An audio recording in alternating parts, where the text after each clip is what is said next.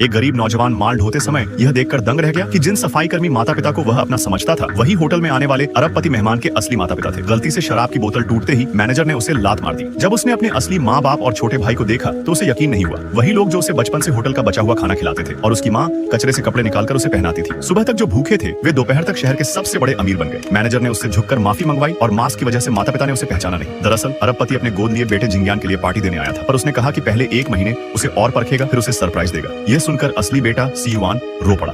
गरीबी से बाहर निकालने के लिए वह सालों से मेहनत करता रहा, छुट्टियों में मजदूरी करता और हाल ही में पूरे राज्य में टॉपर भी बना। लेकिन इसी संघर्ष ने उसे पेट का कैंसर दे दिया। डॉक्टर ने कहा उसके पास सिर्फ 1 महीना है। वह सोच रहा था आखिरी दिनों में थोड़ा और पैसा कमा ले, पर आज सच्चाई जानकर उसका दिल पूरी तरह टूट गया। रात को जब वह घर लौटा तो जैसे उसकी आत्मा निकल गई हो। पिता सफाई कर्मी की वर्दी में कुछ चिकन की हड्डियां लाए। तू तो यही पसंद करता है ना बेटा। माँ ने भी कचरे में मिली फटी हुई जूती लाकर दी और कहा कि यह तेरे टॉपर बनने का इनाम है। सीयुआन ने मुस्कुराकर सब लिया और कहा कि उसे इलाज के लिए पैसे चाहिए, तभी गोद लिया बेटा। जिंगयान बोला अगर सच में कोई गंदी बीमारी है तो जल्दी इलाज कराओ। सीयुआन सफाई देना चाहता था कि ऐसा कुछ नहीं है, लेकिन पिता ने बिना सुने थप्पड़ मार दिया। मैंने तुझे पढ़ाने के लिए अपनी जान लगा दी और तू बाहर गंदे काम करता है। फिर उसने उसे छड़ी से पीटा और कमरे में बंद कर दिया। माँ कुछ नहीं बोली। सीयुआन दर्द और बेइज्जती से बेहोश हो गया। जब होश आया तो वह अस्पताल में था। उसकी सहपाठी मिंगचियाओ ने उसे बचाया था। मिंगचियाओ उसे पसंद करती थी, लेकिन जब सीयुआन ने बताया कि वह मरने वाला है तो वह आंसू भरी आंखों से चली गई। वह भी रो पड़ा। वह उससे बहुत प्यार करता था, लेकिन अपनी हालत जानते हुए उसे तकलीफ नहीं देना चाहता था। समय देखकर वह घबरा गया और घर भागा। रास्ते में कुछ गुंडों ने उसे रोककर बुरी तरह पीटा। उसने उनसे कहा कि बस उसे अपने पिता से बात करने दो, वह उन्हें ज्यादा पैसे दिला देगा। उसने पिता को फोन किया, लेकिन जिंगयान ने बीच में कहा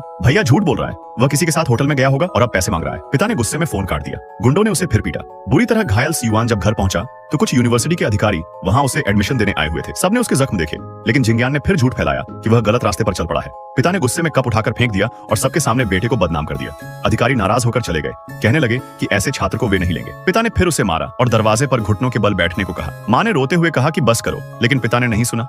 सीयुआन चुपचाप घुटनों पर बैठा रहा। तभी उसका छोटा कुत्ता उसके पास आया, वही एकमात्र जो उससे प्यार करता था। जिंगयान ने उसे लात मारकर दूर फेंक दिया। सीयुआन ने उसे धक्का दिया तो जिंगयान ने उल्टा उसे थप्पड़ मारा। पिता बाहर आए और जिंगयान रोकर बोला कि भैया ने मुझे मारा। पिता और भड़क गया, बोला कि अगर तूने विरोध किया तो मैं तेरे कुत्ते को मार दूंगा। सीयुआन डरकर घुटनों पर गिर गया। जिंगयान दिखावे में बोला भैया मेरी गलती है, तुम चाहो तो कुत्ता मुझे काट ले। यह सुनकर पिता का गुस्सा फूट पड़ा। उसने उस कुत्ते को उठाकर जमीन पर पटक दिया और मार डाला। थोड़ी देर बाद माँ ने एक कटोरा कुत्ते का सूप लाकर कहा खाना खा ले बेटा। जिंगयान बोला इतनी गरीबी में मांस मिलना भी वरदान है। सीयुआन ने कुछ नहीं कहा, बस एक झटके में मुंह से खून निकला और वह गिर पड़ा। उसे तुरंत अस्पताल ले जाया गया। माँ पिता को कोस रही थी कि तेरी गरीबी वाली परवरिश ने हमारे बेटे को मार दिया। जिंगयान अब भी झरुगलता रहा, भैया तो हमेशा ठीक था, ये सब नाटक है ताकि आप लोग उसे ज्यादा प्यार करें। पिता भी सोच में पड़ गया कि शायद सीयुआन सच में नाटक कर रहा है। लेकिन तभी डॉक्टर ऑपरेशन थिएटर से बाहर आया और जब उसने बताया कि अब ये ज्यादा दिन का मेहमान नहीं तो सब डर गए।